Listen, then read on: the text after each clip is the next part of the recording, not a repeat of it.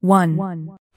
Pak Menteri, BLT dalam Permendes disebutkan BLT dibayar lewat rekening. Pertanyaan saya, bolehkah dibayar tunai? Situasi dan kondisi di daerah itu bisa berbeda-beda, maka monggo silakan kalau memang sudah terpaksa nggak mungkin pakai non tunai, bisanya untuk kemudahan pakai tunai, pakailah tunai, nggak apa-apa. Yang penting pelayanannya baik dan tidak menimbulkan masalah. Jadi semangatnya memang non tunai, tapi tetap kita sangat memahami situasi dan kondisi masing-masing daerah. 2. Pak Menteri, siapa sasaran penerima bantuan langsung tunai di desa? Siapa sih sasarannya? Sasarannya adalah warga miskin desa. Jadi desa di situ, bukan desa tempat lain. Siapa warga miskin desa? Ya siapa saja warga miskin desa. Gak usah ditanya ini ber-KTP sini atau enggak. Pokoknya warga desa mengatakan itu warga desa, ya sudah, itu adalah warga. Jadi jangan kemudian mempersulit diri, jelas-jelas warga, tapi gara-gara misalnya gara-gara dirantau, kemudian baru pulang, terus gak dianggap sebagai warga. Pokoknya warga, ini situasi darurat. Warga miskin desa. Nah, warga miskin desa yang bagaimana? Pertama, yang kehilangan mata pencaharian. Ini yang saya sebut, sering disebut dengan mendadak miskin. Jadi ada dulu film Mendadak Kaya. Nah, sekarang kita bikin cerita mendadak miskin. Ini fakta, bukan cerita. Kenapa kok mendadak miskin? Ya kemarin-kemarin dia punya warung, kemarin-kemarin dia punya toko, kemarin-kemarin dia jualan di pasar. Hari ini pasarnya sepi, hari ini sekolahnya sepi, hari ini proyek-proyek banyak yang berhenti, warungnya nggak laku. Maka tutup. Karena tutup, langsung miskin dia. Karena kemarin dia makan ikut di warung. Sekarang dia nggak bisa makan. Nah itu definisi miskin jelas. Jadi nggak usah dibikin ribet. Pokoknya kita mengatakan bahwa itu miskin, ya miskin gitu aja. Siapa sih yang mau disebut miskin? Jadi sebutan miskin itu sudah memberatkan.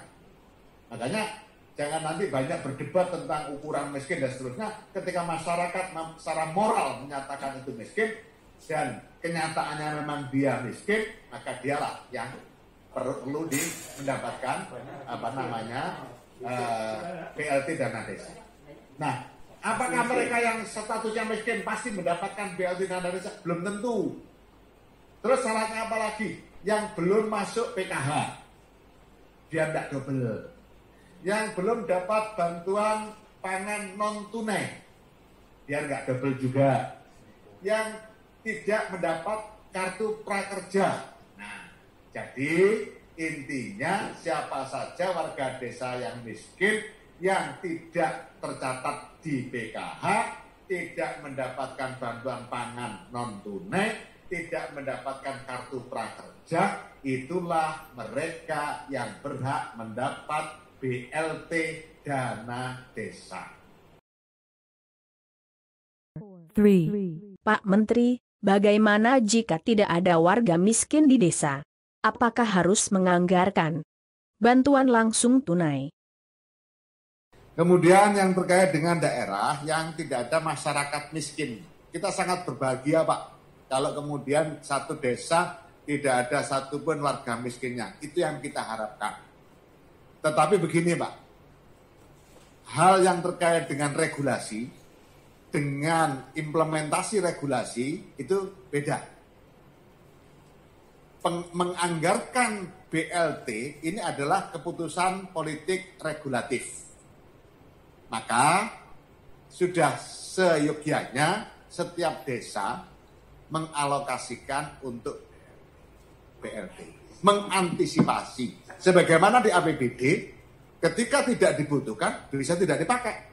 Nanti direvisi lagi, setelah situasi memang normal, kita juga akan mendiskusikan lagi peruntukan dana desa.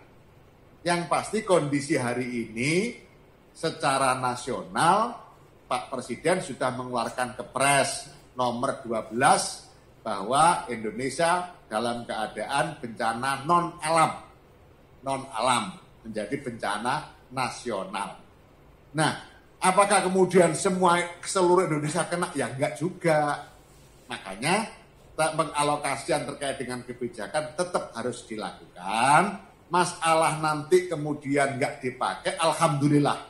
Itu berarti rakyatnya sudah sejahtera semua. Kan duitnya juga enggak hilang. Tinggal mengalokasikan di tempat lain pada saatnya. Itu aja. 4, Pak Menteri, berapa duit maaf maksudnya besaran BLT diterima? Dan berapa lama? Jadi nominal 600.000, masa berlaku 3 bulan, itu keputusan dari rapat kabinet. Yang itu berarti keputusan Bapak Presiden. Nah, terkait dengan yang kurang tadi, misalnya PKH ada 200 sebulan karena memang komponennya hanya memenuhi dapat 200. Nanti kita laporkan ke Pak Mensos. Supaya apa? Supaya nanti ada keseimbangan juga. Dan saya yakin Pak Mensos sudah memikirkan itu. Mudah-mudahan sudah dipikirkan. Sehingga nanti semua seragam 600.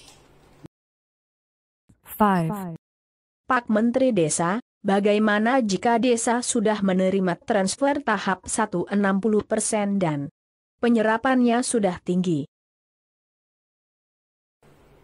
Terkait dengan bagaimana dana desa yang sudah cair lebih banyak.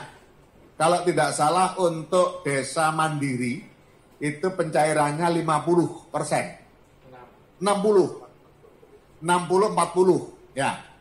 Terus uangnya sudah habis karena cepat banget dipakai ya.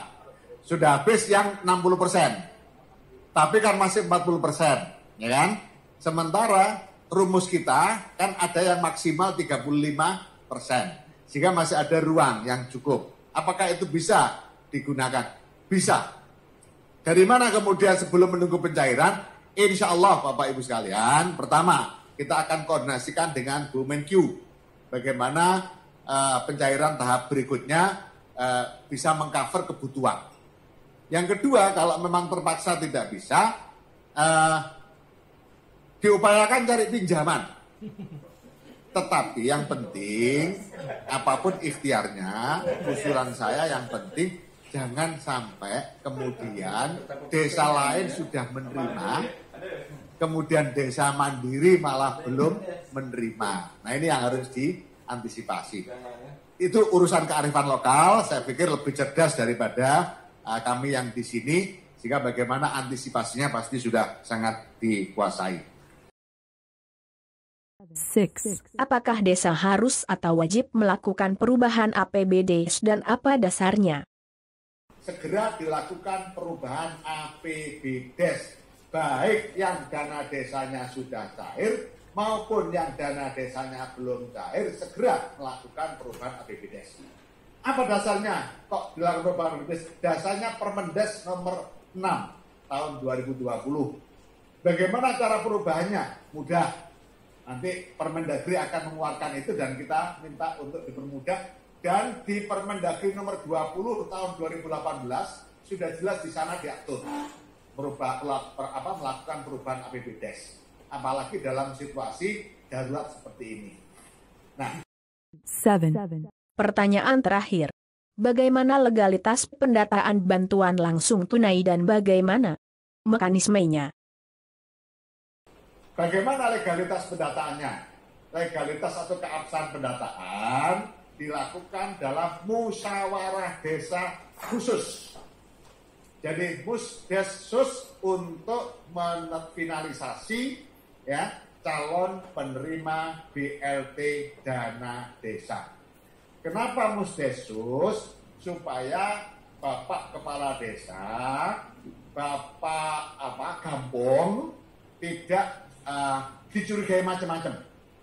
Jadi semua tahu pendataannya, lokasinya di mana, namanya siapa saja dibahas di dalam musdesus. Nah, setelah musdesus, berita acaranya selesai dibikin, diputuskan dalam musdesus dengan bukti berita acara, baru ditandatangani oleh Pak Kepala Kampung, Bapak Kepala Desa. Terus dibawa ke pemerintah kabupaten untuk mendapatkan evaluasi. Dikasih batasan 5 hari kerja paling lama. Supaya apa? Supaya tidak tergantung ini. Karena apa? Ini butuh segera cair. Bapak Presiden menghendaki bulan April ini semua cair.